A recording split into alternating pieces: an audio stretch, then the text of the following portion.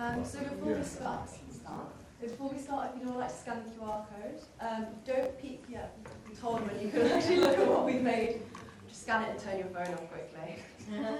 Okay, so we're Team SNH and we've developed an all-in-one SNH portal. So as students moving to Wales, we discovered the massive shortfall in quality between English and Welsh NHS Hacks.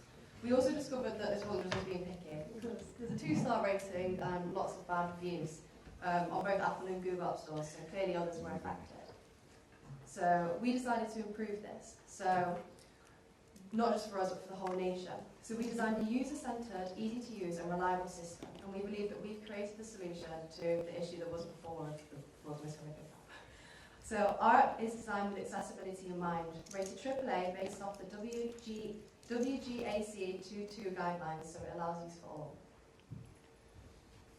Yes, so I'm just now going to talk through kind of the main parts of the app, so if you want to look on the app and follow along, you're more than welcome to. So first off, we have the main page here. So this has a couple of key features that we think our users would use most often, which is why we put them on the home screen. So the first one is the tracking of a prescription. So not only can you order your prescription through the app, you can also track where it is, because in Wales a lot of the time you have to have a paper prescription and you take that to a pharmacy to be filled, whereas now you can order it through the app and you can also check before you go to the pharmacy whether they have what you need in stock or whether it's going to be a wasted trip, and you can just go in a few more days when they have it. And the second part of this homepage is the upcoming appointment, so you can easily see when your next appointment is at your GP's, what it's for, just a quick reminder. So then our first main page, our first kind of other page is an appointments page. So this will let you see all your information to do with both future and past appointments. It will show you all your upcoming appointments, what they're for, where they're at and what time they are, along with a record of all your past appointments. So it will show you a kind of written confirmation of what the conclusion of that test was, so you can easily access it all in one place, and so you don't forget what happened at your last appointment if you want to bring it up at your next one. And finally, probably the most important feature of this page is that you can book an appointment through the app. You don't have to sit on the phone with the waiting times for however long. You can just book through the app instead. So it's all kind of centralised and streamlined. Then our next page is all about prescriptions. So one of the key features of our app that isn't in any of the other NHS apps is it will give you reminders of when you need to order your prescription. So every 3 weeks, 4 weeks, whenever you order it, it will give you a notification just to remind you so you don't forget and run out of your medication. Like I said before, you can order a repeat prescription through the app, so you can do it all through a couple of clicks easily, or it'll have all your repeat prescriptions and you can choose which ones you want to order.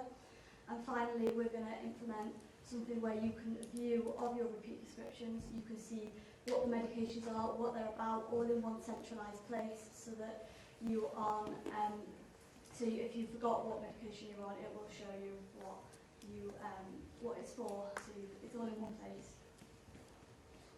So what you can see behind me is a variety of the questions that you got asked if you go through the 111 website. So what we have implemented is a chatbot that can be seen on the chat icon at the bottom of the app. This is designed to be sort of an integrated 111 into the NHS app, and it can give you recommendations based on your symptoms, and it can also give you help when it comes to things like booking an appointment, seeing what your medication does specifically, and it will give you a link to the NHS website. We've realised that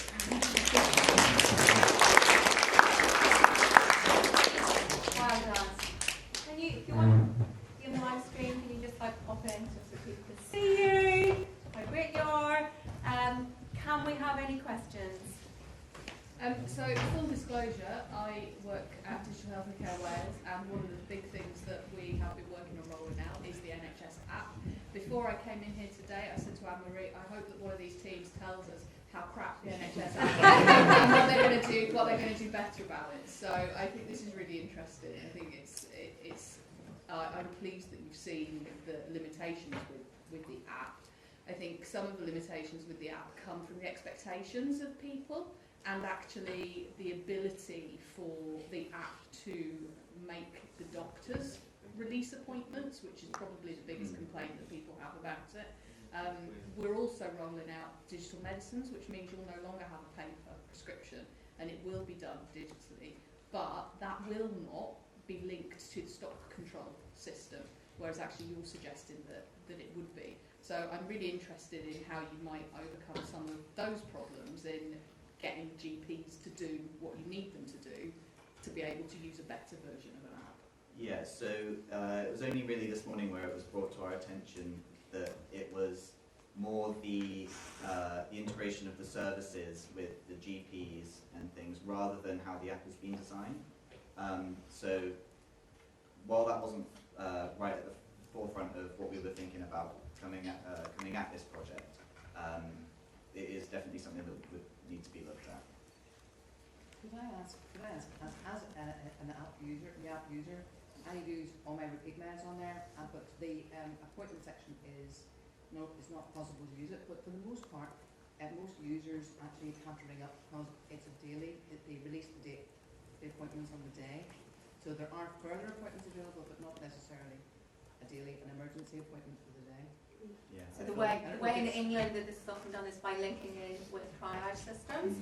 So yeah, it's not usually booking appointments anymore. Yes, a quick question. Would you be able to prescribe it to someone else if their home GP doesn't have the medication? Then you can go to another one or the drugstore to get it. The pharmacy doesn't have it. Yeah, say that the home doesn't get it. Can they go to can the app tell them to go to another one?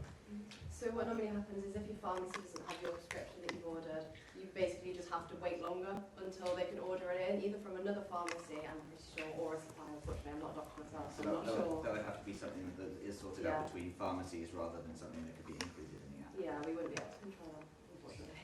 Oh, don't. You've fixed an awful lot of other problems. Stock control as well. So never say never. So, thank you very much. That's brilliant.